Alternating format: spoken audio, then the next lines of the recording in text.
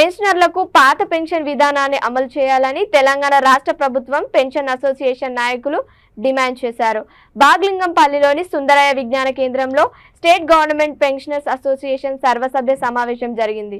ఈ సమావేశానికి అధ్యక్ష ప్రధాన కార్యదర్శులు రాజేంద్ర బాబు, ఎస్వి నరసింహారావులు హాజరై మాట్లాడుతూ పెన్షనర్లకు రావాల్సిన కారుణ్య భత్యాల గురించి రాష్ట్ర ప్రభుత్వం పట్టించుకోవడం లేదన్నారు. కొత్త ప్రభుత్వం ఏర్పడిన 6 నెలలు కావస్తున్నా పెన్షనర్ల సమస్యలు పరిష్కరించకపోవడం, కాలయాపన చేయడం పట్ల తీవ్ర అసంతృప్తి వ్యక్తం చేశారు.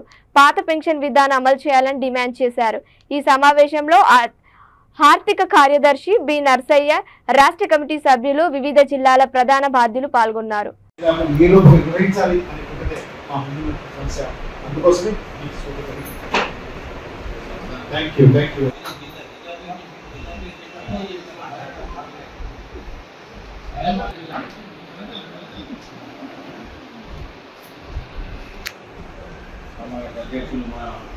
మాకు దాదాపు 4 డిఆర్లు 4 డిఏలు బాకీ ఉన్నాయి.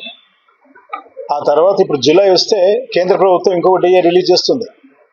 కేంద్ర ప్రభుత్వం రెగ్యులర్ రిలీజ్ చేస్తున్న 6 నెలలకు ఒకసారి ఒక విడత డిఏ వస్తూ ఉంది. కానీ గత ప్రభుత్వం ఎంత నిర్లక్ష్యం వహించిందో ఈ ప్రభుత్వం కూడా అంతే నిర్లక్ష్యం వహిస్తూ ఉంది. అదే మా బాధ. ఇప్పుడు 4 డిఏలు బాకీ ఉన్నాయి.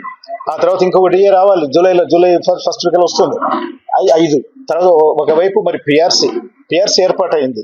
పిఆర్సీ వాళ్ళు 1/7/2023 నుంచి ఫిక్సేషన్ చేయాలి. మరి ఈ డిఏలు రాకపోతే మా బేసిక్ పెన్షన్ అనేటువంటిది, బేసిక్ పే కానీ బేసిక్ పెన్షన్ కానీ అది ఇంక్రీజ్ అయ్యే అవకాశం లేదు. కాబట్టి ఇది తీవ్రమైన సమస్య. ఈ తీవ్రమైన సమస్యను తీర్చకపోతే మా సభ్యుల్లో చాలా అసంతృప్తి ఉంది. మరి ఏదైనా కార్యాచరణకు సిద్ధం కావాల్సి వస్తుందేమని చెప్పేసి మేము ఆలోచిస్తున్నాము.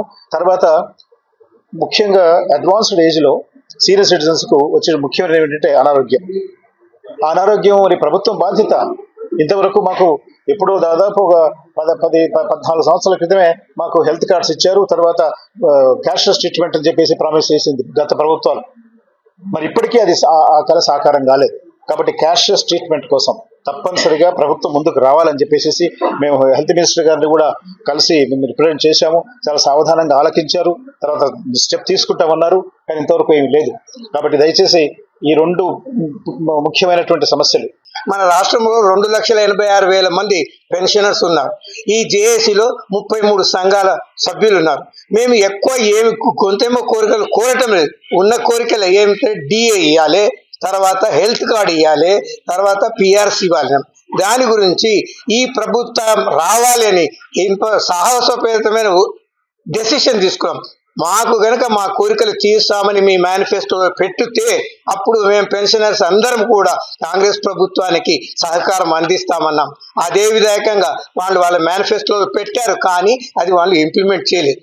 దాని ప్రకారమే మేము కూడా ప్రెస్ నోట్ ఇచ్చాం. All pensioners are requested to vote for Congress అని. అది చాలా ధైర్యమైనది. ఎవరు చేయండి కానీ పెన్షనర్స్ చేసి, ఎందుకంటే ఎంత పాత గవర్నమెంట్ నుంచి ఎన్నో బాధలు అనుభవించాము.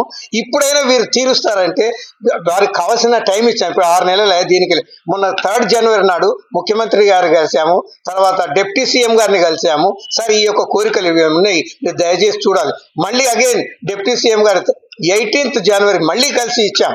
ఎన్ని ఇచ్చినా చోటు దగ్గర శంకుదినట్టు అయింది. అందువల్ల we have to go strict కొంచెం యాక్షన్ తీసుకోదలుచుకున్నాము. ఓ ధర్నా కార్యక్రమం కానీ, ఎందుకంటే ఇప్పుడు చేసిన ధర్నా కార్యక్రమంలో మా సంఘాలని వారి యొక్క సహాయ సహకారాలతో చాలా దిగ్విజయంగా జరిగింది. ఇప్పుడు కూడా రేపు మాది కోర్ కమిటీ మీటింగ్ ఉంది. ఆ కోర్ కమిటీ మీటింగ్ లో we have to take a decision for going for a dharna కార్యక్రమం.